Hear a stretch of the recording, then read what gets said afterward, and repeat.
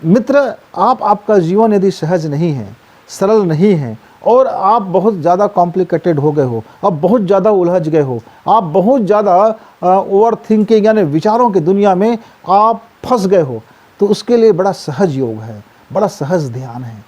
चलिए हम 5 मिनट का वो सहज ध्यान हम आपको बताते हैं। आपको ज़िंदगी में कभी लौटना हो, अपने भीतर लौटना हो, अपनी स्वयं की यात्रा में लौटना हो, स्वयं की ज़िंदगी को सहज करना हो, स्वयं की ज़िंदगी को सरल करना हो, और स्वयं की ज़िंदगी जब सरल होता है तो फिर स्वयं की ज़िंदगी सफल हो जाता है, सार्थक हो जाता है और पावर से भर जाता है। और जीवन के 5 ऐसे कौन से सूत्र हैं जो हमारे जीवन को सरल भी बनाता है, सहज भी बनाता है, सफल भी बनाता है, प्रेम में बनाता है, आनंद में बनाता है और एक सार्थक भी बनाता है।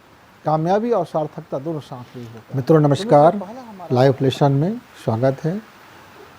आज बहुत ज़ोर की तूफ़ान है और बारिश भी हो रहा है, चारों तरफ झंझावतें चल रही हैं। अभी कुछ समय पहले मौसम इतना शांत था, इतना सुहाना था, और उसके बाद तुरंत ऐसा आ गया कि मानो लग रहा है कि ये मुझे उखाड़ के फेंक देगा। मित्रों, एक मेरे मित्र ने ऐसे ही कुछ बात उन्होंने कहा था कि आप कितने सरल और शांत और सहज रहते हैं, और क्या आपके जीवन में तूफ़ानें नहीं आती, हलचल नहीं होता और आग नहीं आती जलती, तकलीफ़ें नहीं आती, पीड़ाएं नहीं आती, आप आनंद में कैसे जीवन जी सकते हैं। मित्रों, प्रत्येक मनुष्य के इस जीवन में ये जो प्रकृति है, प्रकृति का अपना रंग रूप आएगा ही, सुनिश्चित है आना उसका। अभी एक क्षण शांत है और अगले क्षण उसमें हलचल होगा। बस ये है कि आप उस वक्त को किस तरह से हैंडल करते हैं, आप अपने जीवन जीने के तरीक़े को क्या रखते हैं। आप यदि उसको बहुत ज़्यादा कॉम्प्लिकेटेड रख दोगे, बहुत ज़्यादा आप उसमें मिश्रण कर दोगे, ताना बाना बुन लोगे, तो फिर आपका जीवन में तो बड़ा मुसीबत का सामना करना ही पड़ेगा। मित्र, आप जितना सरल रहेंगे, आप जितना सहज रहेंगे, आप जितना अपने आप में स्वीकार भाव में रहेंगे, आप जितना अपने को क्रियाशील रखेंगे, आप उसी मात्रा में सक्सेस रहेंगे, सफल रहेंगे। आपके जीवन में उतना ही संतोष रहेगा और लाख हलचल के बावजूद, तूफ़ान के बावजूद, पीड़ा और कष्ट के बावजूद आप शांत अपने जीवन को और सहज जीवन को जी सकते हैं। जीवन की इस यात्रा में 5 एक ऐसी चीज़ समझा है कि यदि हम इस 5 चीज़ों को अपना लें, जीवन में यदि उतार लें या कोशिश करें उतारने की, तो हमारा ज़िंदगी हर पल, हर क्षण सहज हो सकता है, सरल हो सकता है, सफल हो सकता है और प्रेम से भरा हो सकता है। ये कौन से वो 5 तत्व है? पहला तो ये है कि आप ज़िंदगी को बहुत ज़्यादा पाखंड में ना बिताएं। जो आपका प्रकृति है, जो आपका नेचर है, जो आपकी समझ है, जो आपकी बुद्धि है, जो आपकी जीवन शैली है, आप उसमें ज़्यादा से ज़्यादा अपने को नैसर्गिक रखें, नेचर के करीब रखें। अपनी अंदर की जो वास्तविक मनुष्य हैं हम, उसको बाहर आने का मौका दें। हम मुखौटा ना लगाएं, हम सारी मुखौटा निकाल के रख दें। जो हमारा वास्तविक चेहरा है वे हमें हमारे दर्पण में दिखाई दे।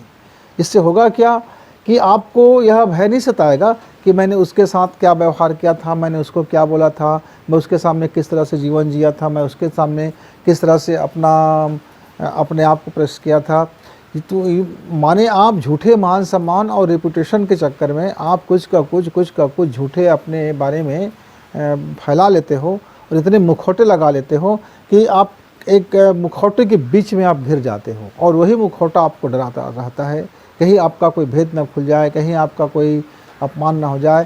तो ये जो मान सम्मान और लोकेशना में आप अपने जीवन को इतना कॉम्प्लिकेटेड बना लेते हो कि आप अपना जीवन का सहजता भूल जाते हैं, और जैसे ही सहजता भूले तो फिर सरलता भूल गया, और सरलता भूले तो शांति गया, शांति गया तो फिर सफलता चली गई। एक दूसरे से लगा हुआ है।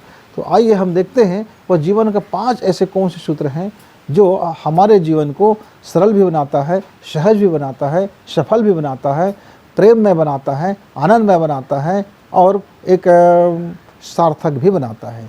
कामयाबी और सार्थकता दोनों साथ लिए होता है। तो मित्र, पहला हमारा पॉइंट है,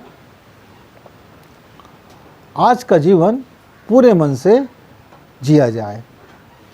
आज जब हम जीवन जीते हैं तो हमारे मित्र आज का जीवन आज नहीं जी पाते, वे हमेशा भूतकाल की यादों में खोए रहते हैं कि वो बचपना की यादों में खोए रहेंगे, युवा है तो युवा वो पिछले जीव समय की यादों में खोए रहेंगे, उसके याद में रहेंगे, और बचा हुए समय भूतकाल में जो आपने बिता दिया।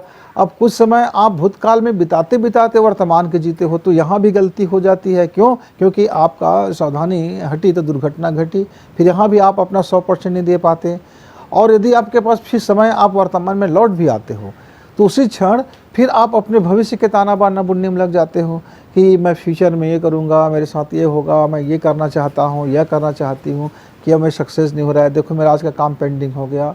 तो मित्र, यदि आप पहला काम जीवन में ये उतार लें कि आज का जीवन हम आज जिए, आज ही अपना 100% दें, और आज का काम नो पेंडिंग, जितना आज हम कर सकते हैं उसको आज हम नो पेंडिंग करें, यानी आज का काम आज कर लें, आज का जीवन जिए, आज वर्तमान में जीवन जिए।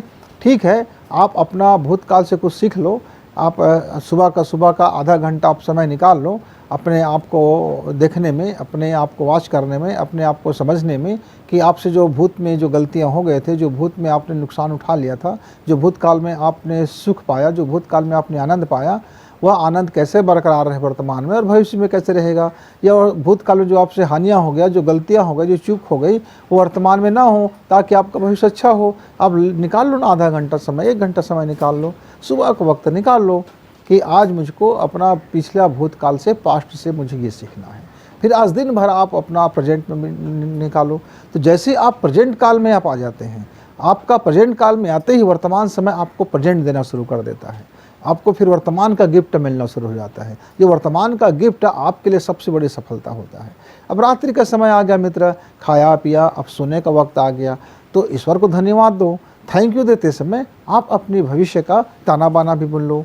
आप अपने भविष्य में आज आपका वर्तमान में कितना काम हो गया, अब भविष्य में आपको कल क्या करना है, परसों क्या करना है, 1 साल में क्या करना है, 10 साल के अंदर क्या करना है, 50 साल में क्या करना है, 100 साल में क्या करना है। आप 1000 साल का भी बना लो, 1,00,000 साल का भी बना लो, लेकिन आप देखो तो शरीर, आपका शरीर क्या 1,00,000 साल तक योग्य होगा कि नहीं होगा, 1000 साल तक आपका शरीर होगा कि नहीं होगा। मित्र, यदि आपको अपने 1,00,000 वर्ष तक का जीवन जीना है तो आप अपने जीवन शैली को बदलना पड़ेगा। आप ये चाहते 50 साल में आपका जीवन समाप्त हो जाए और कल कोई आपको याद ना करे, तो ऐसे जीवन जियो। आपको लगता है कि 500 साल तक मुझे जीवित रहना है, तो फिर उस तरह से अपने जीवन शैली बनाओ। आपको लगता है 1,00,000 बरस तक मुझको जीते रहना है, तो उस तरह कैसे अपने लाइफ स्टाइल को चेंज करो। हमारे महापुरुष हज़ारों साल से जीवित है, उसका शरीर नहीं है, यद्यपि उनका वो जीवित तो है। हमारे कई वैज्ञानिक, कई साइंटिस्ट हज़ारों साल तक जीवित रह जाते हैं, सैकड़ों साल तक जीवित रहते हैं। ये शरीर की आयु हो सकता है कि 100 साल का हो, 50 साल का हो, 20 साल का हो। आप शरीर को आयु के हिसाब से अपने जीवन का आयु यदि समझेंगे मित्र, तो ज़रा आपसे चूक हो रहा है। तो पहला हमारा सूत्र है, वर्तमान में जिए और पूरा जिए। भूतकाल को जरूर याद कर लें, और पूरा जब दिन भर हम जी लें, तब हम भविष्य की जरूर योजना बना लें। दूसरा हमारा सूत्र क्या है? स्वयं को याद रखें। मित्र, आपको स्वयं को याद रखना है। हाँ, स्वयं को कैसे याद रखेंगे? या मेरा शरीर है, ठीक, आप नहीं हो, या मेरा मन है, आप नहीं हो, ये मेरी आंखें हैं, वो आप नहीं हो, या आपके हाथ है, आप नहीं हो, आपका पेट भूखा है पर आप नहीं हो, आपका संसाधन है। घर परिवार आपका संसाधन है, यह शरीर आपका संसाधन है, मन आपका संसाधन है, जीवात्मा आपकी संसाधन है, सातों जो शक्ति का केंद्र है वो आपका संसाधन है। आपका मन की संसाधन है, आपकी ऊर्जाएं संसाधन हैं, आपकी इच्छाएं संसाधन हैं, आपका मोह संसाधन है, आपके अंदर में उठने वाले तरंगे संसाधन हैं, आपके भाव संसाधन हैं। ये सब आपके टूल्स हैं। आपके लाइफ को बेहतर करने के जो टूल्स हमारे प्रकृति ने दे रखा है, उस टूल्स को याद रखें और अपने को भी याद रखें कि आप ये नहीं हो। ये सब टूल्स हैं आपके लाइफ को बेस्ट करने के लिए, आपके तरक्की करने के लिए, आपकी इस ऊर्जा के लेवल को हाई लेवल तक पहुंचाने के लिए, आपको आपके अंदर में जो एटॉमिक पावर है उसको और बेहतरीन करने के लिए, आपकी ज़िंदगी को कुछ दिन के लिए नहीं, चंद दिनों के लिए नहीं, बल्कि लाखों साल तक के लिए इस एनर्जी पावर में अपने अस्तित्व को, अपने शानदार को, अपने प्राण को बढ़ाने के लिए सारे टूल्स हैं। आप रोज़ पहला सूत्र जब हम आज जो वर्तमान में जिए, तो वर्तमान में जीते समय हम ज़रा इसको भी याद रखें कि स्वयं को हम याद रखें कि मैं कौन हूँ, या यह शरीर तो मैं नहीं हूँ ना, अभी मुझसे जो भी काम मैं कर रहा हूँ ये शरीर से हो रहा है, ठीक है, ये शरीर हमारे संसाधन है। तो अब जब शरीर को, परिवार को, घर को, मन को, लोभ को, तृष्णा को, क्रोध को, माया को, ये सब जितने हमारे भावनात्मक और संवेदनात्मक और भौतिक 3 स्तर में जो सुख सुविधाएं जो मिलते हैं, ये हमारे हमको खुद को, स्वयं को ऊंचा उठाने के हैं, हमारे ये जीवन के ये कुछ हमारे टूल्स हैं। इस टूल्स का उपयोग उनकी सौंदर्य में करो। कहाँ किसका उपयोग करना है फिर आपको आ जाएगा, क्योंकि आप उसमें अटैचमेंट आप नहीं होगे, वो टूल्स रहेगा आपका। जब आप उसमें अटैचमेंट हो जाते हो तब ये आप टूल्स नहीं रह जाते, तो फिर आप ही टूल्स हो जाते हो, तब फिर गड़बड़ी होता है। जैसे आपको क्रोध आया, आपने क्रोध की एनर्जी को उपयोग नहीं कर पाए। आपको लोभ आया पर आपने विवेक का एनर्जी में उसमें नहीं लगाया, तो लोभ में आप चले गए। आपको मोह आया तो आपने सम्यक दृष्टि की एनर्जी आपने नहीं डाला, तो वहाँ फिर आप गड़बड़ हो गए। यानी कि आप एक पक्ष को चलते हो, दूसरा पक्ष छोड़ देते हो, तो फिर ज़िंदगी आपका बड़ा उलझ जाता है और पचड़े में फंस जाता है। मित्र, सहज ज़िंदगी, सरल ज़िंदगी जीना है तो स्वयं को याद रखो, स्वयं को याद रखो। अब हमारे पास तीसरा सूत्र क्या है? तीसरा सूत्र है संयम का अभ्यास करें। देखिए, जीवन में यदि आपका आचार संयम नहीं होगा, आचरण का संयम नहीं होगा, आप कुछ भी आचार करते रहोगे, कुछ भी आप काम करते रहोगे, तो आपका एनर्जी नुकसान होगा, शरीर नुकसान होगा, और उस सिलसिले में आप कुछ गलत काम करोगे तो आपका मान सम्मान का नुकसान होगा। आप लोकेशड़ा में फंसोगे तो आपका धन का भी नुकसान होगा, आपका धन का नुकसान होगा। आप इधर उधर के कामों में अस्त व्यस्त रहोगे तो समय का नुकसान होगा, समय का नुकसान होगा, धन का नुकसान होगा, आचरण का नुकसान होगा। आहार गलत करोगे तो स्वास्थ्य का नुकसान होगा, आहार गलत करने से आहार का भी नुकसान हो रहा है, स्वास्थ्य का भी नुकसान हो रहा है। स्वास्थ्य गिरा तो मन गिरा, मन गिरा धन गिरा, धन गिरा सुख गिरा, सुख गिरा शांति गिरा। मतलब एक गिरे तो ताश के पत्तों की तरह से आपके लाइफ के बहुत सारी चीज़ें गिरते हुए चले जाते हैं। तो ये संयम तीसरा हमारा अभ्यास है।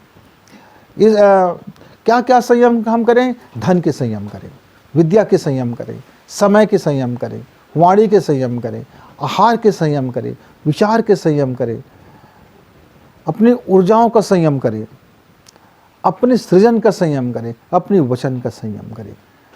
मेरे एक मित्र ने कहा कि सृजन का संयम कैसे करें? मित्र, आपको ये देखना चाहिए कि जो आप रचनात्मक कार्य करने जा रहे हैं वह आज के वर्तमान समय में और आने वाले भविष्य के समय में ये इसका क्या परिणाम होने जा रहा है। इस सृजन करने के क्षण में आप जो जीवन जी रहे हो, आप अपना 100% अफोर्ट कर रहे हो, आप अपना मन लगा रहे हो, संवेदना लगा रहे हो, भाव लगा रहे हो, धन लगा रहे हो। कहीं यह सृजन जो है रचनात्मक कार्यों के लिए हो रहा है कि विध्वंस कार्यों के लिए हो रहा है? क्योंकि सृजन के 2 स्वरूप होते हैं, एक विध्वंस कार्य के लिए सृजन होता है और एक आपका रचनात्मक कार्य के लिए सृजन होता है। तो आप अपने को कहाँ रखोगे? क्योंकि आप यदि सरल जिंदगी जीना चाहते हो, सहज जिंदगी जीना चाहते हो, तो आपका हर कार्य रचनात्मक होनी चाहिए। नकारात्मक आप चीज़ों का सृजन करेंगे तो फिर वहाँ जो नकारात्मक वाइब्रेशन होगा वो आपके जीवन को तहस नहस करेगा। जैसे आपके हाथ में आग है, आप उस आग से यदि चूल्हा जलाते हो तो पूरा परिवार का पेट पलेगा। आप उस आग से यदि आप घर जला देते हो तो पूरा परिवार जल के राख हो जाएगा। आग का गुण तो आप है, आग तो जलाने का काम कर रहे हैं, पर आपको ये देखना है कि आपका जो गुण है, सृजन का गुण है, वो किस डायरेक्शन में है।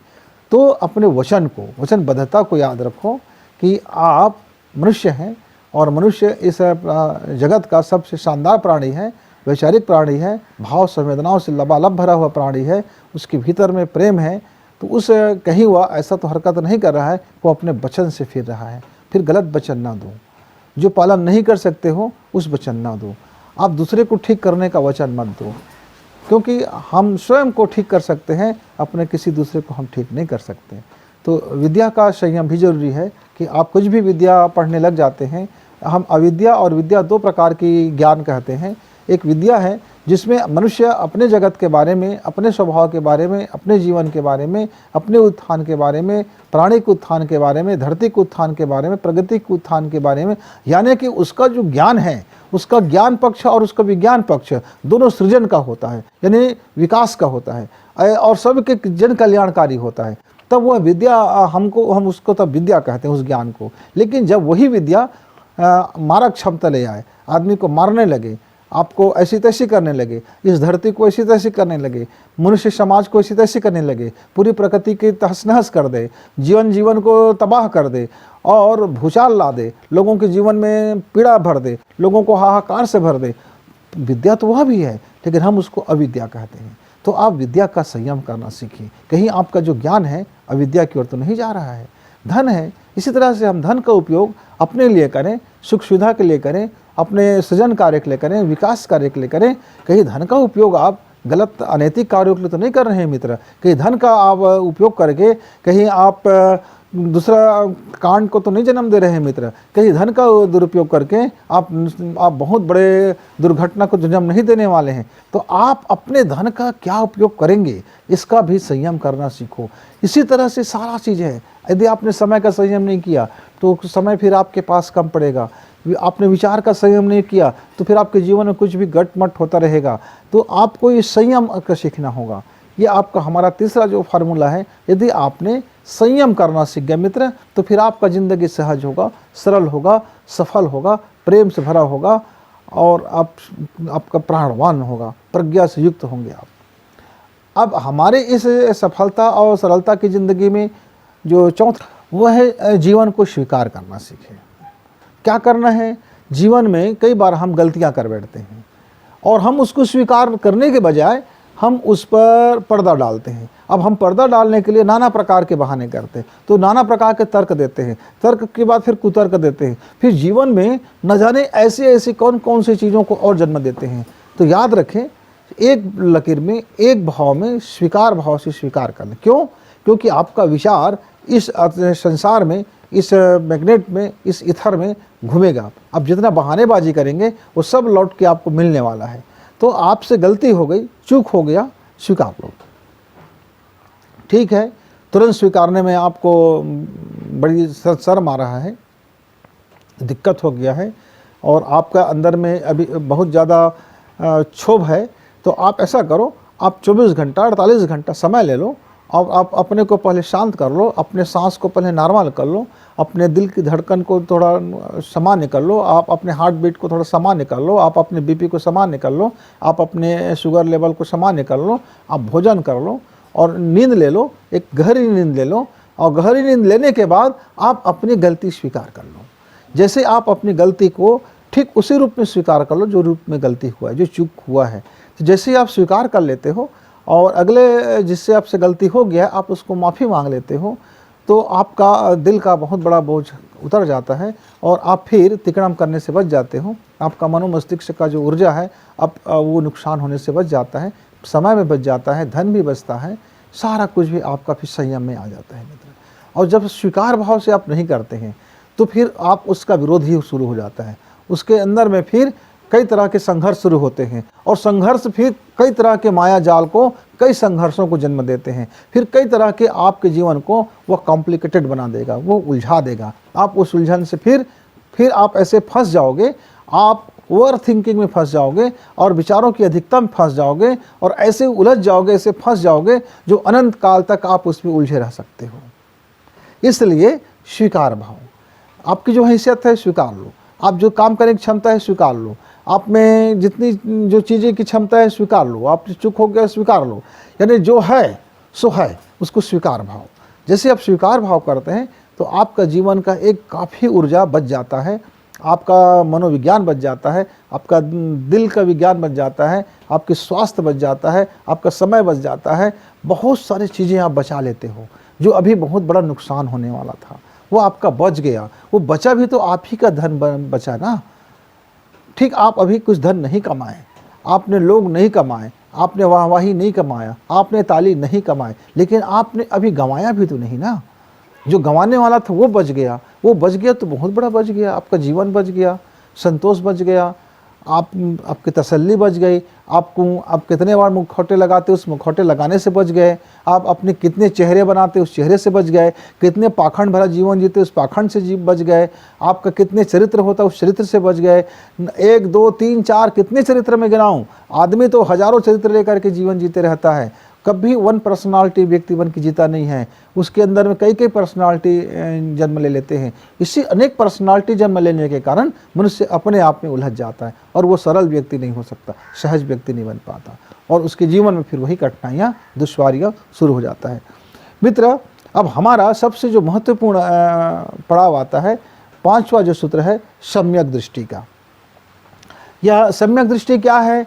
सम्यक बोध और सम्यक दृष्टि, यदि आप 2 चीज़ें आपके पास है, यानी जो वस्तु जैसा है आप उसको वैसे ही देखने की कोशिश करो। पूर्वाग्रह मत पालो, पहले से कोई धारणा मत बना लो, पहले से कोई आग्रह मत पाल लो, पहले से कोई नतीजा मत निकाल लो। अब एक व्यक्ति से आपका मिलना हुआ, अरे यार वो आदमी तो बहुत गंदे किस्म का आदमी, आपने पहले से धारणा बना लिया। वो आदमी पता नहीं कितना अच्छा है, आपको पता नहीं है, लेकिन आपने पूर्व से धारणा बना लिया, तो उसका हर अच्छा भी आपको वह गंदा दिखाई देगा। पहले से कोई रिजल्ट लिख करके मत लिखो। अभी आपने उत्तर पुस्तिका जांची नहीं है, आपने पहले से उसका रिजल्ट बना दिया, क्या लड़का या यह लड़की जो है इसको इतना ही नंबर मिलेगा। अब वो उत्तर पुस्तिका में जितना भी क्यों ना लिखा हो, आपकी निगाह, आपकी जो चश्मा है वो तो पहले से फिक्स हो गया है कि इसको आता है या नहीं आता है। तो आप अपनी नज़र की जो चश्मा देखते हैं, इन संसार के भाव से जो चश्मा देखते हैं, जाति के भाव से जो चश्मा देखते हैं, अपने देश के भाव से जो चश्मा देखते हैं, अपने बोली और भाषा के चश्मा से जो आप लोगों को देखते हैं, आप शिक्षा और शिक्षा के चीज़ों से जो लोगों को जो आप देखते हैं, जो अमीरी और गरीबी के चश्मा से आप देखते हैं, जो गांव और शहर के जो चश्मा से आप जो देखते हैं, जो संस्कृति और अपसंस्कृति के चश्मा से जो देखते हैं, आस्तिक और नास्तिक के चश्मा से जो आप देखते हैं, श्रद्धा और अश्रद्धा के चश्मा से जो आप देखते हैं, विश्वास और अविश्वास के चश्मा से आप जो देखते हैं, मित्र मैं आपको क्या बताऊं, लाखों चश्मा है आपके पास। जितने मुखौटे, उससे 10 गुना ज़्यादा चश्मा और उससे 1000 गुना ज़्यादा आपके मस्तिष्क के अंदर आपको समझाने वाले, आपके मन के वकील, और उसके लाखों फिर गवाह हैं। आप उस चक्कर में इतने घन चक्कर हो जाते हो कि आप स्वयं को ही भुला बैठते हो कि आप जीना क्या चाहते थे, आप होना क्या चाहते थे, आप चाहते ही क्या थे, आपका चाहत ही क्या था, आपका दीवानगी क्या था, आपकी मौज क्या थी, आपकी मस्ती क्या था, आपकी सांसों का क्या मतलब था, आपके जन्म का क्या मतलब था, आज के जीने का क्या मतलब था।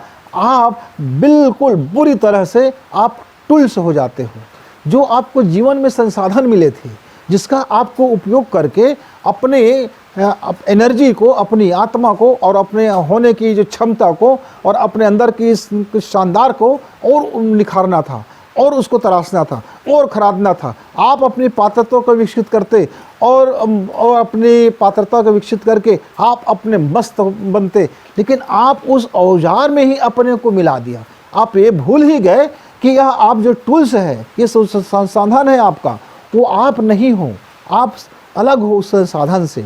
न क्रोध आप हो, न मोह आप हो, न लोभ आप हो, न शुभ आप हो, न हानि आप है, न लाभ आप है, न ये आप है, न वो आप है, न कोई जाति आप है, न कोई धर्म आप है, न कोई देश आप है। ये तो सब प्रकृति के रंगमंच में आपको ये सब मिला हुआ एक संसाधन है। इसका उपयोग करके आपको अपने बेहतरी का जीवन जीना था। मित्र, आप हर पल 24 घंटे अपने सांसों के साथ अपना जीवन जी सकते हैं। अपने सांसों में आप अपने होने की स्मरण को रख सकते हैं। आप हर पल एक एक सांस के कतरा में, एक एक खून के कतरा में, एक एक कोशिकाओं में आप अपनी उपस्थिति को दर्ज करा सकते हैं। आप लाखों और अरबों जो कोशिका आपके अंदर में है, वो उसके अंदर में आप अपने को 24 घंटे आप बहुत सरलता और सहजता से और प्राणवान बन के आप पूरी जिम्मेदारी के साथ, पूरी वफादारी के साथ, पूरी ईमानदारी के साथ और पूरे अपने होने के साथ, पूरे अंदर से आप अपने को ठोस रूप में ये जीवन जी सकते हैं। बस इतना आसान है यह ठोस रूप में जीवन जीना कि सिर्फ ये करना है कि पाखंड को छोड़ देना है, मुखौटे को छोड़ देना है। जैसे ही आपने मुखौटा छोड़ा, अब जो हो सो हो, स्वीकार भाव आया। आप जैसे ही संसाधन को समझे, आप जैसे ही संयम को समझे, आप जैसे ही सम्यक दृष्टि आपके जीवन में आ गया, सम्यक बोध से आप भर गए, फिर आपका ज़िंदगी सरल और सहज हो गया मित्र।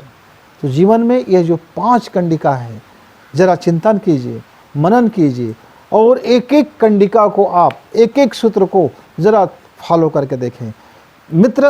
आपका जीवन यदि सहज नहीं है, सरल नहीं है और आप बहुत ज़्यादा कॉम्प्लिकेटेड हो गए हो, आप बहुत ज़्यादा उलझ गए हो, आप बहुत ज़्यादा ओवर थिंकिंग यानी विचारों की दुनिया में आप फंस गए हो, तो उसके लिए बड़ा सहज योग है, बड़ा सहज ध्यान है। चलिए हम 5 मिनट का वो सहज ध्यान हम आपको बताते हैं। आपको ज़िंदगी में कभी लौटना हो, अपने भीतर लौटना हो, अपनी स्वयं की यात्रा में लौटना हो, स्वयं की ज़िंदगी को सहज करना हो, स्वयं की ज़िंदगी को सरल करना हो, और स्वयं की ज़िंदगी जब सरल होता है तो फिर स्वयं की ज़िंदगी सफल हो जाता है, सार्थक हो जाता है और पावर से भर जाता है। तो आइए इसका एक नमूना देखते हैं। आप पहले तो जो आपको सुख कर लगे उस आसन में बैठ जाओ। योग करने वाला व्यक्ति योग आसन में लेता है और संसार में पिलपिले ढंग से जीवन जीने वाले व्यक्ति संसारिक जीवन में आ जाता है। यह शरीर है, इस मशीन को आप ज़्यादा तंग ना करो। तो पहले आप सुखपूर्वक यानी सुख आसन में बैठ सकते हैं, कुर्सी में बैठ सकते हैं, जमीन में बैठ सकते हैं, पालथी मार के बैठ सकते हैं, पद्मासन में बैठ सकते हैं, वज्रासन में बैठ सकते हैं, आसन जो आपको सुख दे। फिर आप क्या करें, रीढ़ की हड्डी सीधा होना पहली प्राथमिकता। रीढ़ की हड्डी सीधा कर लीजिए। अब क्या करना है, इसके बाद आप अपने दोनों आँखों को थोड़ी देर के लिए बंद कर लीजिए। दबाना नहीं है, बिल्कुल प्रेस नहीं करना है, बिल्कुल हल्का से मात्र बंद करना है आपको। और बंद करने के बाद आप ये देखें कि आपकी जो नाक से जो सांस चल रहा है, यह सांस की गति क्या है। मित्र, थोड़ी देर 1 मिनट के लिए आप अपने आँख को इस तरह से बंद करके आप पहले शांत होकर के बैठ जाइए। जो दिमाग में चलता है चलने दीजिए, कोई बात नहीं है। और इसके बाद आप थोड़ी देर के लिए 1 मिनट के लिए अपने इन कान को थोड़ा सा खींचिए, मसाज कीजिए। 20-25 बार आप ऐसा करके खींच लीजिए, आराम से खींचिए, फिर छोड़ दीजिए, फिर खींच लीजिए, फिर छोड़ दीजिए। मित्र, आप इसके बाद थोड़ी सी अपने चेहरा को हरकत कर लीजिए।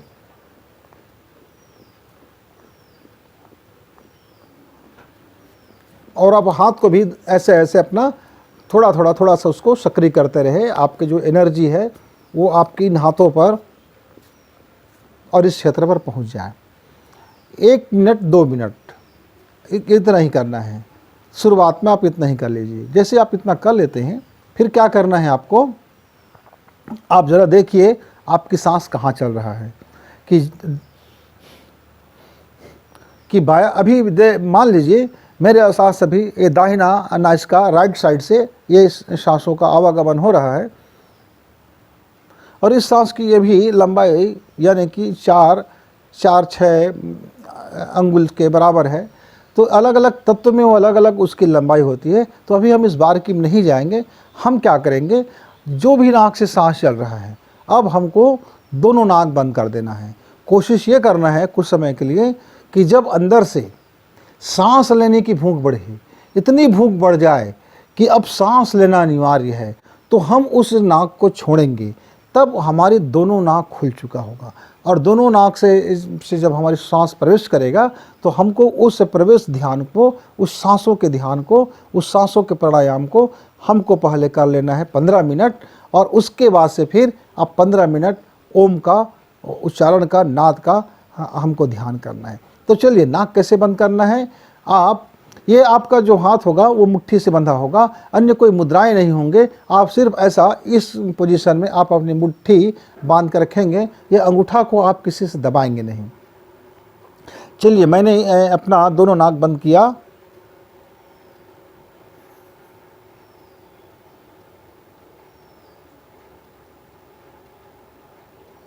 मित्र, बंद करने में अभी आपको काफ़ी समय तक आपको सांस की आवश्यकता नहीं होगा। जब आपको अंदर से, भीतर से पूरी तरह से ऐसा लगेगा कि आप सांस लेना जरूरी है। क्यों? पेट में दबाव होगा, एक एक अंग में दबाव पड़ेगा, सारे अंगों में दबाव पड़ना शुरू हो जाएगा। तो जैसे दबाव पड़ेगा तो फिर आप इसको छोड़ देंगे।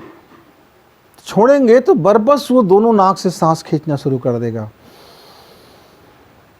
अब आपको क्या करना है, एक बार आपने फिर वैसे किया, अब जैसे सांस भर गए अब इसको बंद कर दीजिए।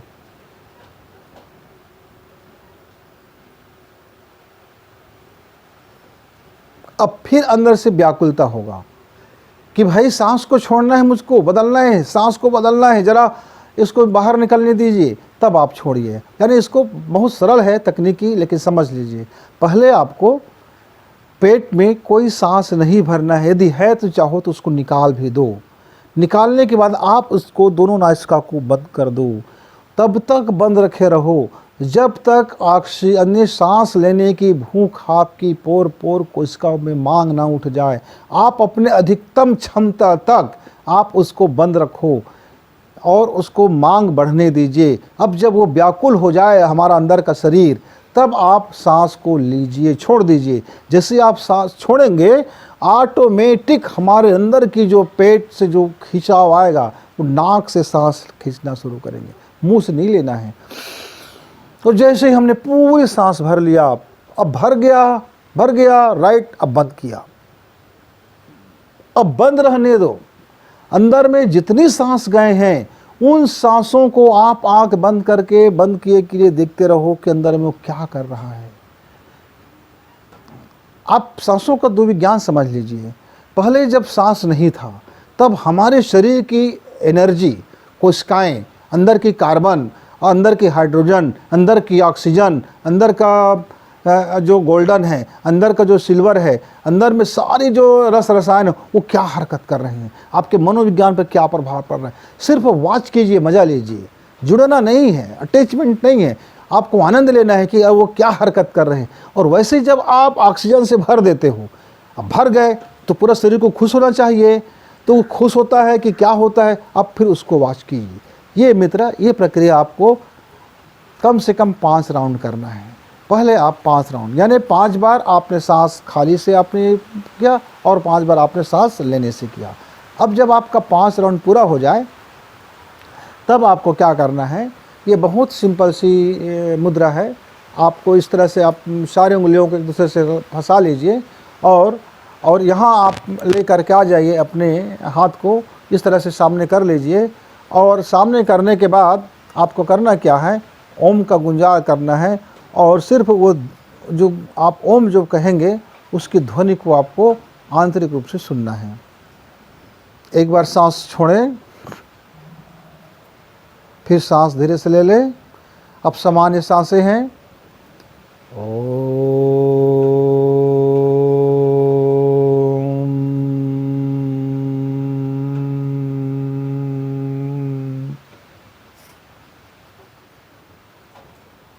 जब ओम का नाद बंद हो, थोड़े समय के लिए शांत रहिए। जो आपने नाद अभी किया है उसे सुनने की चेष्टा करें। आँखों से उस ओम की नाद की जो तरंग है उसको सुनने की भी चेष्टा करें, देखने की कोशिश ना करें, लिपटने की कोशिश ना करें। जो स्वाभाविक रूप से यदि आपको सुनने में आ गया तो ठीक, सुनाई नहीं देता है तो भी ठीक, क्योंकि आगे चल कर के आप परिपक्व होते जाएंगे और वो सुनाई देता जाएगा। हम दोबारा राउंड का फिर करेंगे।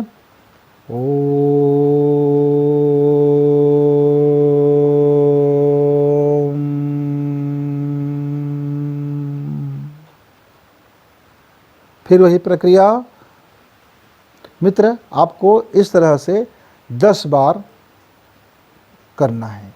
यानी कि आपने 10 बार प्राणायाम किया था और 10 बार आपने ओम का जाप किया। जाप नहीं कहना चाहिए, ओम का ध्यान है। ये दोनों ध्यान है, क्योंकि 5 बार हमने नाक बंद कर के लिए बिना सांस का, और 5 बार हमने सांस लेकर के हमने ध्यान किया। अब हमने ओम का ध्यान किया। आप इतना कर लेते हैं, करने के बाद आप क्या करेंगे, आखिरी में रगड़ेंगे नहीं हाथ को। बहुत मित्र हमारे रगड़ना शुरू करें। आपको सिर्फ ये प्रार्थना की, नमस्कार की मुद्रा में आप कुछ समय के लिए आप अपने को स्थिर कर लीजिए और बंद आँखों से पूरा आपका यहाँ का जो फोकस है वो इस उंगली पर आ जाए। बस इतना से प्रार्थना की मुद्रा में आप अपने को कुछ समय तक के लिए रख लीजिए।